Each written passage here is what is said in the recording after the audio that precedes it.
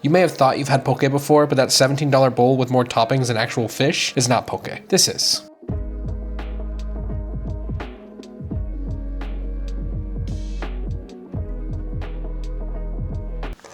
It's a hard one today. Good morning, you beautiful people. Today you're going to learn how to make real, authentic Hawaii-style poke. You're gonna learn how to pick your fish, you're gonna learn how to cut your fish, and you're gonna learn 3 different ways to dress it, including one way that uses an ingredient that 99% of you have probably thought you've had, but you haven't. And the first thing we need is our rice. Now, you don't have to make sushi rice. You could just make Japanese short grain or medium grain rice and call it a day. I do that 95% of the time. But if you wanna go the extra mile, you can make sushi rice, which starts the same as your other rice would be, which is rice cooker.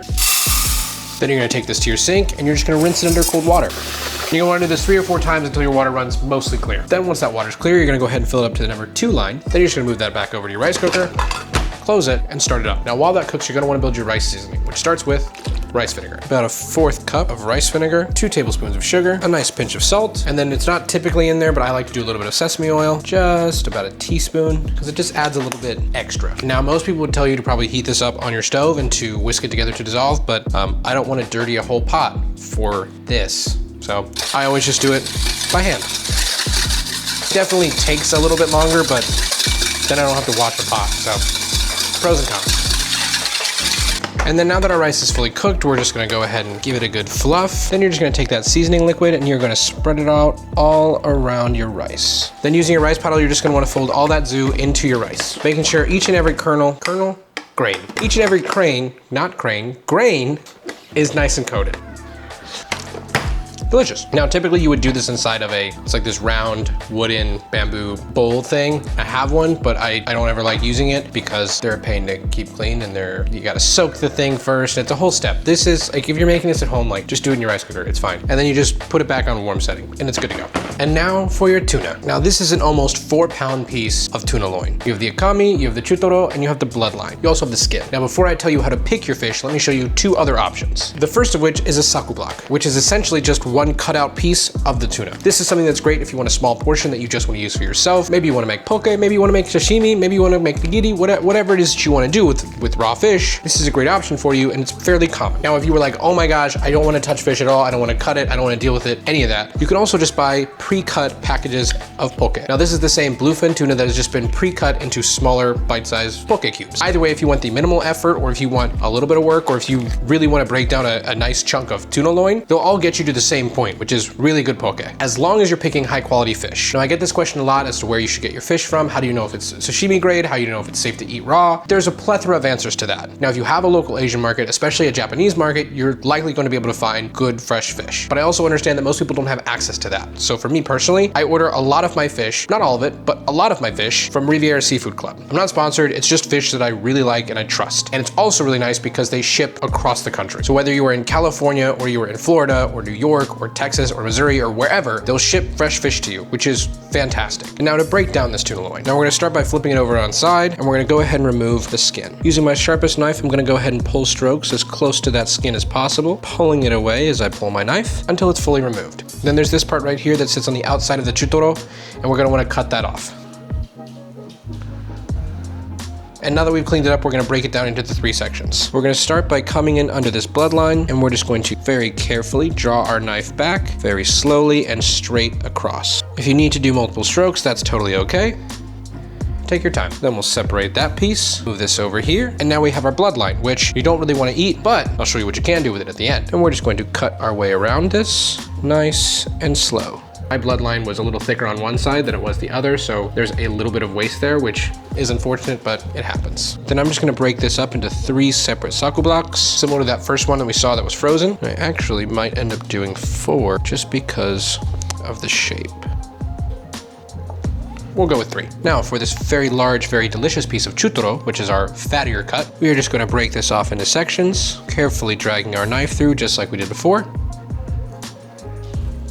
Now let me tell you something, I am 100% not a professional at this. I wouldn't even say that I am good at it. I just eat a lot of fish and watch a lot of videos, which by no means makes me an expert, but you know, I did okay. Now that we have all of our saku blocks, we're just gonna go ahead and cut them up into cubes. Now the other thing that I failed to mention here that's also really important is your fish should stay cold. So you're gonna wanna move fairly quickly. That's not to say that you need to rush through it. Don't, because if you rush, you're gonna get hurt. But this isn't something where you wanna just leisurely take your time. Do this, then go do something else, this, all in one go. Now this is just like how we cut our tuna into saku blocks. Long, straight, not forceful. Just drag your knife through cuts.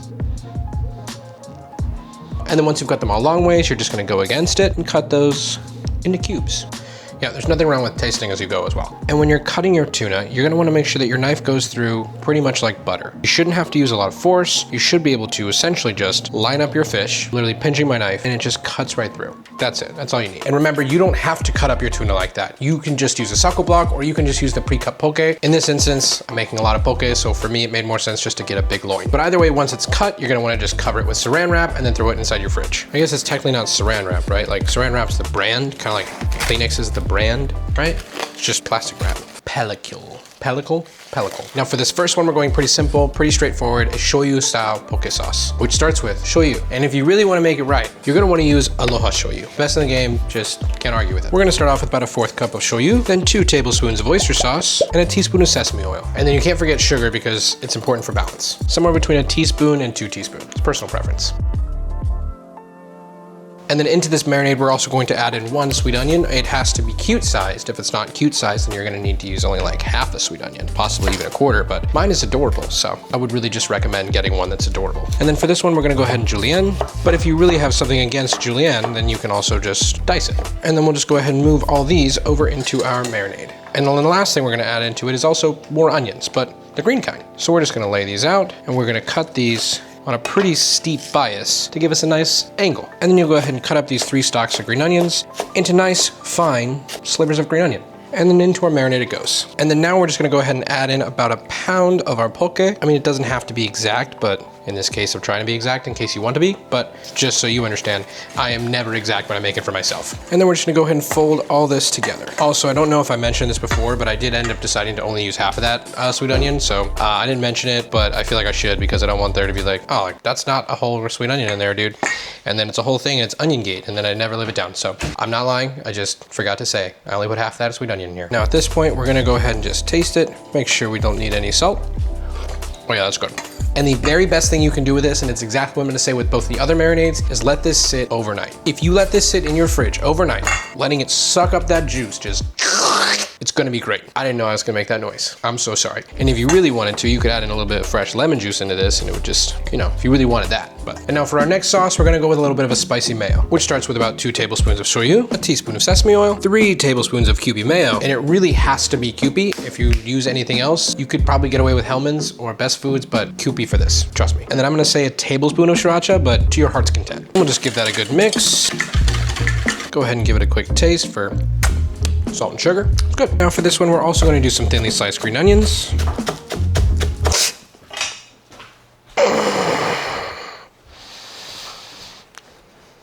I'm so sorry if that really got you.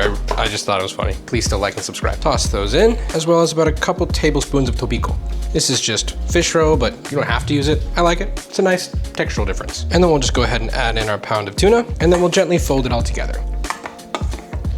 Now, in case you're wondering, I just sit here and do all this by myself. Like, I just have to move this camera around a bunch, and it's hot, and I forget things. So if you ever notice that something doesn't look right, or something's framed weird, or I've missed something, just know that I'm by myself. My wife's over there, but she's listening to her ebook, so. And for our last poke, we're gonna be making a wasabi ponzu sauce. And we're not gonna be using that squeeze 2 horseradish wasabi. There's nothing wrong with it, but just not today. We're going to be using real wasabi. Now to start, again, like always, shoyu, about 3 tablespoons, 2 teaspoons of sesame oil, about a tablespoon of mirin, a half teaspoon of shiradashi. Because this is a concentrate, you don't want to use a ton of it, so just sparingly. Then we're just going to sliver off a little bit of lemon for about 2 tablespoons of lemon juice. Probably going to need a second sliver. Hold please.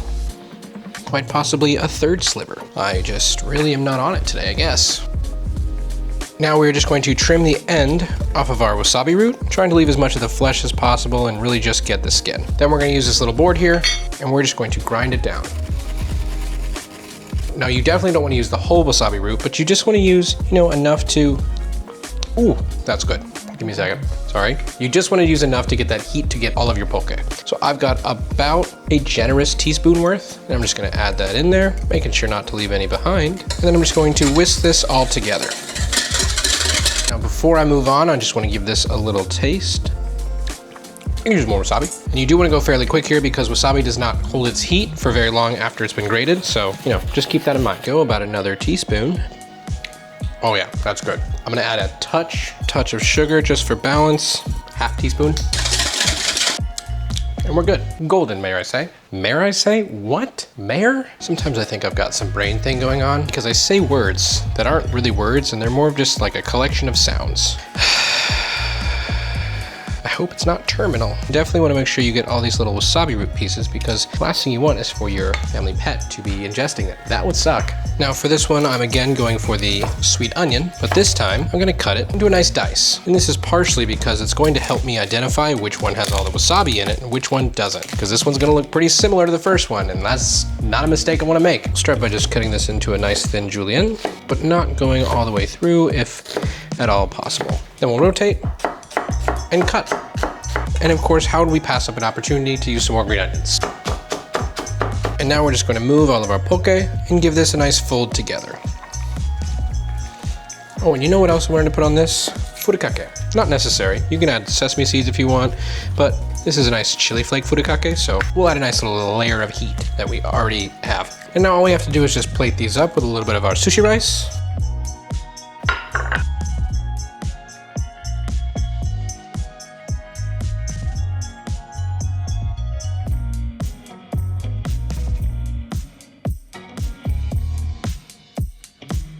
Thank you so much for watching. I really hope that you enjoyed it, and I really hope that you learned something. Here's a photo of me when I randomly met Daryl from Storage Wars at a gas station, and I'll see you next week. And remember that bloodline from before? It's good for cats.